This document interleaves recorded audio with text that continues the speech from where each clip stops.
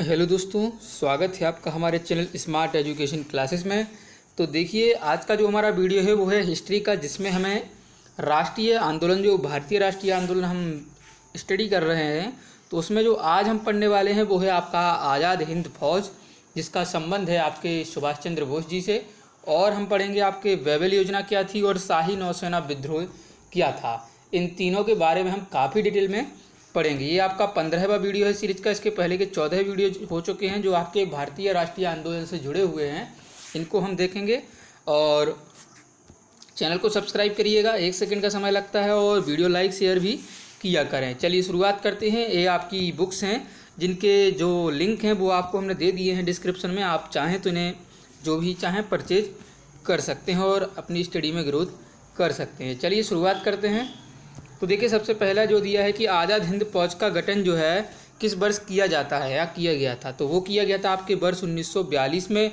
और इसके गठन का जो सर्वप्रथम सुझाव दिया था वो दिया था आपके मोहन सिंह ने, जो आपके आज़ाद हिंद फौज से जुड़े हुए हैं, और इन्हीं का संबंध आपका जो है इंडियन नेशनल आर्मी से होता है। चलिए, जुलाई 1943 में रास बिहारी बोस ने आज़ाद हिंद फौज की कमान किसे सौंप दी थी, तो वो सौंप दी थी आपके सुभाष चंद्र बोस जी को 1943 में। 1942 में इसका गठन हुआ था। ठीक 1 साल बाद ये इसको संभाला था आपके सुभाष चंद्र बोस जी ने। और नेताजी सुभाष चंद्र बोस जी ने जो है स्वतंत्र भारत की अस्थायी सेना का गठन कहाँ पर, ये सिंगापुर में इन्होंने किया हुआ था। ये मतलब कांग्रेस के चलते जो है अपनी गतिविधियाँ भारत में नहीं कर पा रहे थे, तो इसलिए ये जो है भारत से बाहर चले गए थे। और मोस्ट इम्पोर्टेंट है कि सुभाष चंद्र बोस जी ने रानी झांसी रेजिमेंट के नाम से एक महिला रेजिमेंट का गठन किया था। ये एग्जाम में काफ़ी पूछा जाता है। और आज़ाद हिंद फौज के 3 अन्य ब्रिगेड भी बने थे, जो सुभाष ब्रिगेड जिन्हें कहते हैं, और नेहरू ब्रिगेड और गांधी ब्रिगेड जिन्हें हम कहते हैं। ये 3 जो है बने हुए थे। और किस देश के द्वारा जो है सुभाष चंद्र बोस जी को अंडमान और निकोबार द्वीप सौंपे गए थे, तो वो है जापान के द्वारा। और अंडमान निकोबार में जो है इनके नाम पर एक द्वीप का नाम भी रखा गया है। और सुभाष चंद्र बोस द्वारा अंडमान एवं निकोबार का नया नामकरण क्या किया गया है, वो है क्रमशः शहीद द्वीप और स्वराज द्वीप जो है इनके नाम रखे गए हैं। चलिए आगे है। 6 जुलाई 1944 को जो है आज़ाद हिंद फौज के एक रेडियो प्रसारण में महात्मा गांधी जी को संबोधित करते हुए बोस जी ने क्या कहा था कि स्वतंत्र भारत के लिए अंतिम युद्ध प्रारंभ हो चुका है राष्ट्रपिता। भारतीय स्वतंत्रता के इस पवित्र युद्ध में जो है हमें आपका आशीर्वाद चाहिए। तो कहने का मतलब है कि राष्ट्रपिता नाम से जो है सुभाष चंद्र बोस जी ने गांधी जी को यहाँ पर संबोधित किया हुआ था। भारतीय स्वतंत्रता संघर्ष के दौरान जो है द फ्री इंडियन लीजन सेना किसने बनाई थी, ये बनाई थी आपकी सुभाष चंद्र बोस जी ने। और दिल्ली चलो, जय हिंद और तुम मुझे खून दो मैं तुम्हें आज़ादी दूंगा, ये तीनों नारे जो हैं नेताजी सुभाष चंद्र बोस के द्वारा दिए गए हैं, काफ़ी इंपॉर्टेंट हैं। और सुभाष चंद्र बोस को जो है देश नायक की उपाधि किसने दी थी, तो वो दी थी रविंद्रनाथ टैगोर जी ने जो है देश नायक की उपाधि दी थी। और बात करें महात्मा गांधी जी की, तो उन्होंने स्टेटमेंट दिया था कि बोस जी के लिए जो है देशभक्तों का देशभक्त भी इन्होंने कहा हुआ था। और राष्ट्रपिता किसने कहा था, सुभाष चंद्र बोस जी ने महात्मा गांधी के लिए। चलिए, वर्ष 1945 में सरकार के प्रति निष्ठा न रखने के आरोप में किसके ऊपर लाल किला का मुकदमा चला था, तो वो चला था आज़ाद हिंद फौज के ऊपर चला था, जिसमें जो है उनका मोहन सिंह का नाम जो है नहीं आता है। चलिए देखते हैं। ब्रिटिश सरकार ने आज़ाद हिंद फौज के सैनिकों एवं अधिकारियों को गिरफ्तार करके नवंबर 1945 में दिल्ली के लाल किले में उन पर मुकदमा चलाया। और इसमें जो है 3 अभियुक्त कौन कौन थे, नाम याद रखिएगा, प्रेम सहगल, गुरुबख्श सिंह ढिल्लो और शहनवाज खान। ये जो है इनको फांसी की सज़ा दी गई थी। और राशिद अली को 7 वर्ष की कारावास दिया गया। और आगे क्या हो कि जनता विद्रोह किए तो जो है इनके लिए मुक्त कर दिया गया। तो देखिए, अंग्रेज क्या करते थे, जल्द ही जो है फांसी की सज़ा सुना देते थे, जिससे होता क्या था कि मतलब विद्रोह ना हो सके, क्योंकि देखिए विद्रोह हुआ तो बाद में उन्हें छोड़ना पड़ा था।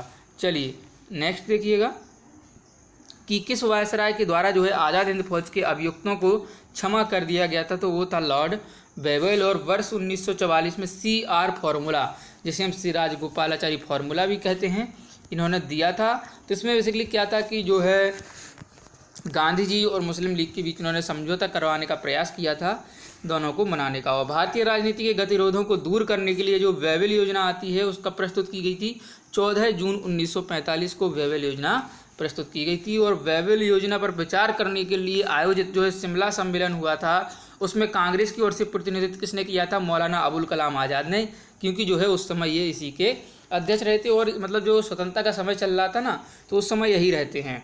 और भारतीय राष्ट्रीय कांग्रेस के लगातार 6 वर्षों तक अध्यक्ष रहते हैं यही। और आज़ाद हिंद फौज के विरुद्ध मुकदमे में कांग्रेस द्वारा गठित आज़ाद हिंद फौज बचाव समिति का अध्यक्ष कौन बनता है? तो वो बनते हैं भूलाभाई देसाई। चलिए, और आज़ाद हिंद फौज कब बनाए, मतलब दिवस कब मनाया गया था? तो 12 नवंबर 1945 को। और आपके जो सुभाष चंद्र बोस जी का जन्मदिन है, उसे भारतीय सरकार ने क्या है, पराक्रम दिवस के रूप में बनाने का विचार किया हुआ है। इस साल से मनाया भी जाएगा। चलिए, शाही नौसेना विद्रोह 18 से 23 फरवरी के बीच होता है। ये 1946 में खास थे। ये मैटर क्या था कि रॉयल इंडियन नेवी के विद्रोह की शुरुआत जो है 18 फरवरी को हुई थी। और जब बम्बई में नौसैनिक जहाज़ आपका था जो है HMIS तलवार, ये जहाज़ का नाम भी याद रखिए। इसके जो है 1100 नाविकों ने नस्लबदी और भेदभाव और खराब भोजन के प्रतिवाद में हड़ताल कर दी। और सैनिकों की मांग यह थी कि नाविक BC दत्त को, जिसने जहाज़ों की दीवार पर लिख दिया था भारत छोड़ो लिखने के आरोप में, जो है उसको गिरफ्तार कर लिया गया था, उसको रिहा किया जाना चाहिए। एक देशव्यापी विस्फोट की स्थिति में वल्लभ भाई पटेल जी ने क्या किया, इसमें हस्तक्षेप किया।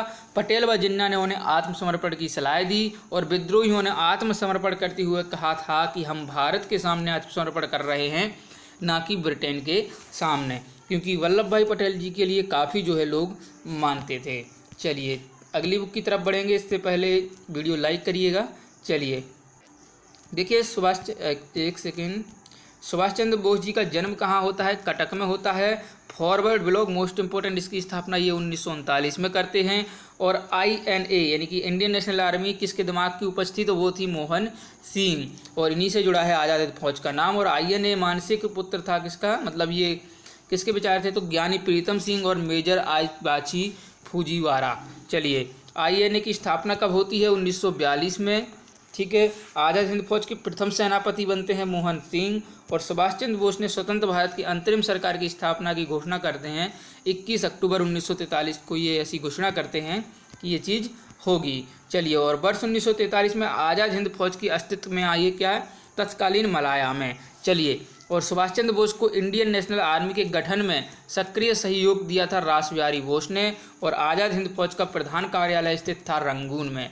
और तुम मुझे खून दो मैं तुम्हें आज़ादी दूंगा, सुभाष चंद्र बोस जी ने कहा था।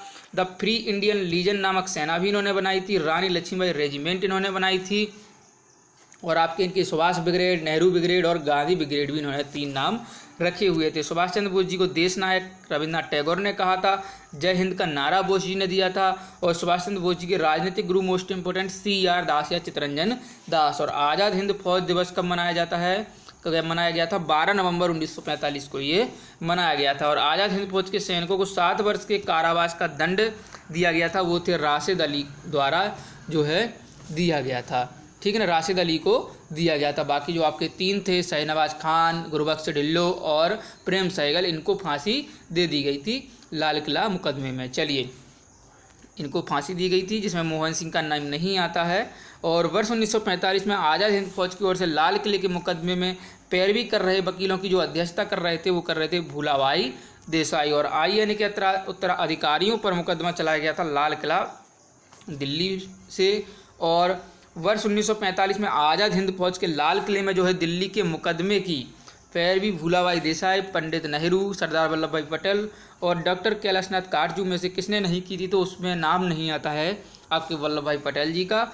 और इलाहाबाद में संपन्न कांग्रेस कार्यकारिणी समिति की बैठक में भारत के नाजीवाद, फासीवाद तथा साम्राज्यवाद विरोधी निश्चित रुख के कारण जापान के विरुद्ध गुरिल्ला युद्ध की अपनी योजना के पक्ष में बहुमत जुटाने में कौन सक्षम हुए थे? वो हुए थे आपके जवाहरलाल नेहरू जी। तो ये था आपका वीडियो, जिसमें हमने 3 चीज़ें देखी। आपका आज़ाद हिंद फौज, बेबल प्लान क्या था, शाही नौसेना विद्रोह जिसमें 1100 सैनिकों ने विद्रोह किया था, बाद में वो मान भी गए थे। तो ये सारी चीज़ें थी, इंपॉर्टेंट हैं। लाइक करिए वीडियो, शेयर करिए, कमेंट करिए कि और आप नेक्स्ट जो सीरीज हम चलाएंगे किस सब्जेक्ट को जल्दी शुरू किया जाए। चैनल को सब्सक्राइब भी करिएगा। मिलेंगे अगले वीडियो में। कैबिनेट मिशन, संविधान सभा और अंतरिम सरकार का गठन हम पढ़ेंगे। धन्यवाद। मिलेंगे अगले वीडियो में। जय हिंद, जय भारत।